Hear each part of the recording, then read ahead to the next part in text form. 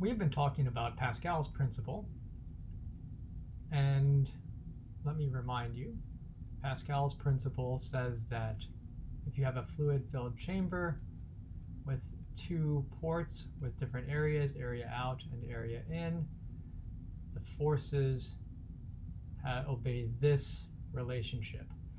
And how did we arrive at Pascal's principle? Well, so far we did it in two different ways. So one way to arrive at it was treating the fluid-filled chamber like a machine, where the work you put into it is equal to the work you get out of it.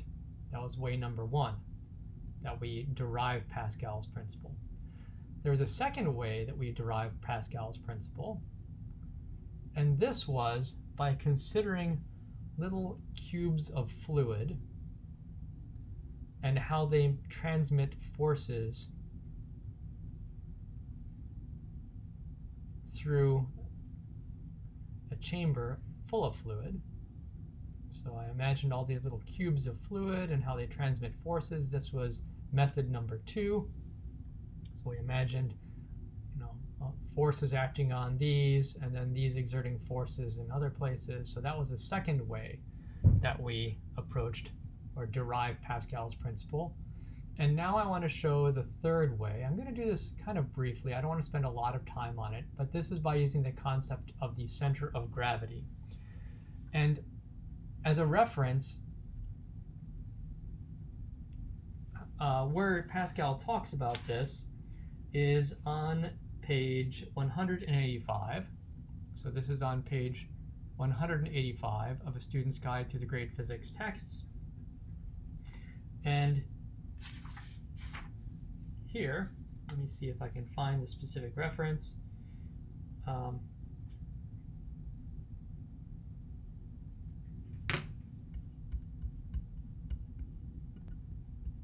I guess I take it back. This is not on page 185. Let me erase that. Where is this located? This can be found on page 181.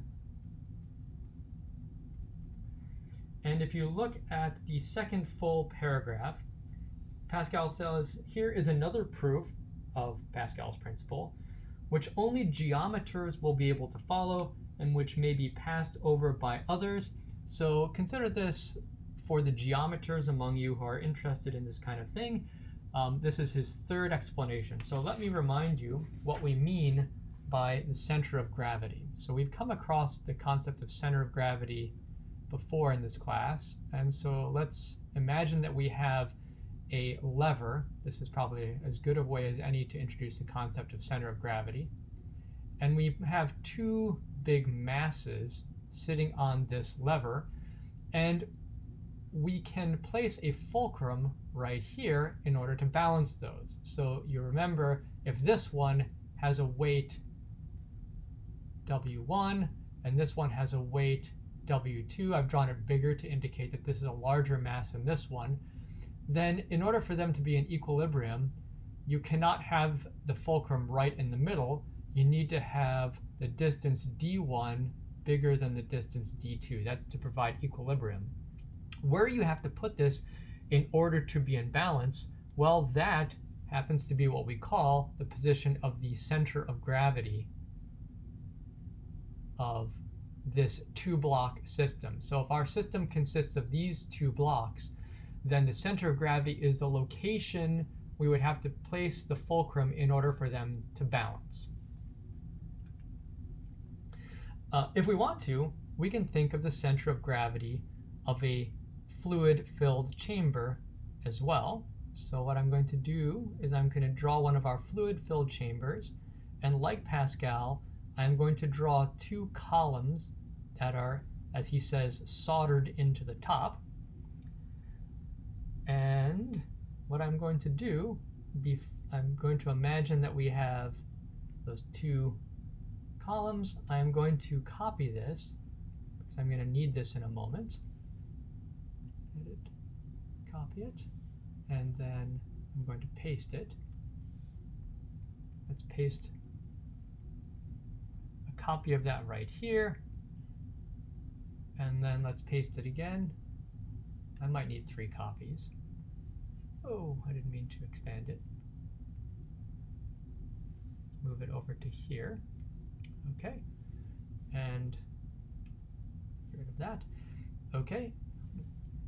Now imagine we put fluid in this fluid-filled chamber.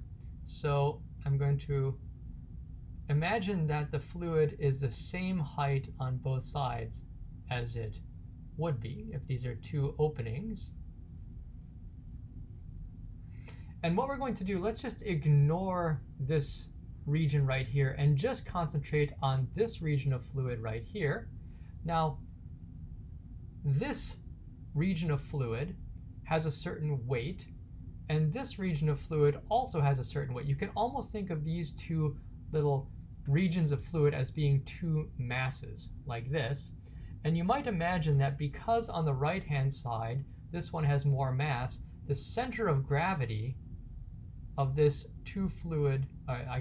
these 2 blocks of fluid is going to lie closer to the right-hand column than to the left-hand column. Now here's the question. What if these were not level? So for example, if on the left-hand side the fluid level was lower than on the right-hand side. Let's imagine if this were the case. What do you think would happen to the center of gravity? Well, because we can think of this as being a mass and this as being a mass, what ends up happening is that the center of gravity is a bit higher. It's over on the right-hand side, and it's also a bit higher than it was before, because this mass is larger and it's up higher. So the center of gravity of the system is higher. And similarly, here's something else. What if the fluid level on the left-hand side was higher than the fluid level on the right-hand side? What happens then? Well, you can actually calculate where the center of gravity of this system would be. Again, we have the same amount of fluid in each of these 3 cases, but we're asking where the center of gravity is. And now you're going to find the center of gravity is also a little bit higher than it was in case 1, like this. So in case 1, I guess I could label this case 1, case 2, and case 3. As it ends up, let me remind you that there is fluid in each of these chambers like this. What ends up happening is you'll find that when the fluid level is equal on both sides, the center of gravity is lowest. And whenever the fluid level is adjusted so that it's higher on one side than the other, the center of gravity actually goes up.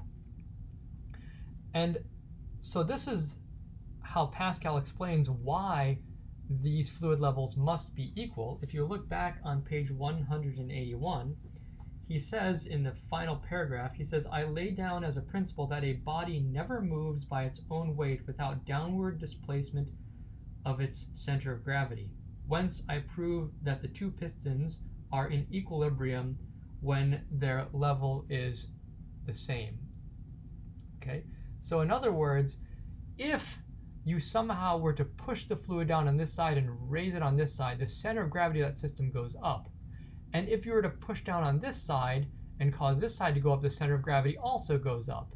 So the situation wherein the center of gravity can be lowest is when they are equal. And so this system as a whole will try to act in such a way as to lower the position of its center of gravity. And the best way to do that, or the only way to do that, is for the fluid levels to be the same on both sides. So the system will attempt, so to speak,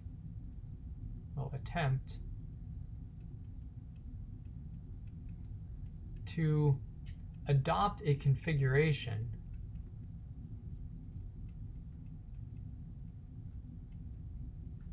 wherein the center of gravity is lowest.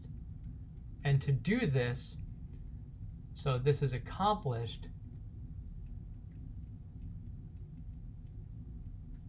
by equalizing the fluid level on both sides.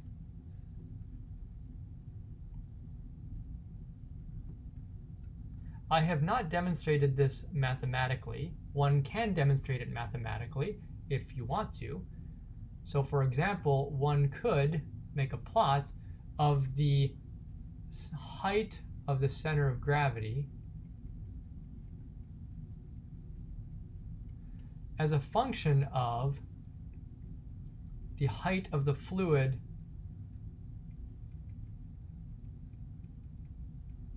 on the left side. And this point right here is going to be when the height of the fluid on the left side is equal to the height of the fluid on the right side. And we would find, if we plotted this, let's use a different color,